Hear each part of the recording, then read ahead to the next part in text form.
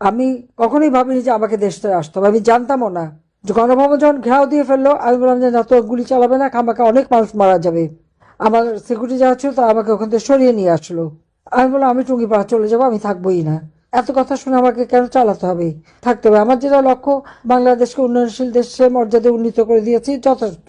আমি জানি আমি টুঙ্গিপাড়া যাচ্ছি। আমি অনেক পরে জানতে পারলাম, যখন এই বর্ডার ক্রস করছে তখন বলছে আমরা অমুক জায়গায় যাচ্ছি। তো এটা আয়োজনটাই বা কিভাবে হলো সেটাও আমি জানি না। ভালো একেবারে প্রধানমন্ত্রী হিসেবেই সব প্রোটোকল দিয়েই আমাকে বনবাসে দিয়ে গেল। তো যেখানেই থাকি আমি আছি জনগণের পাশেই। সবই আমি হারিয়েছি, বাবা মা ভাই সব হারিয়েছি।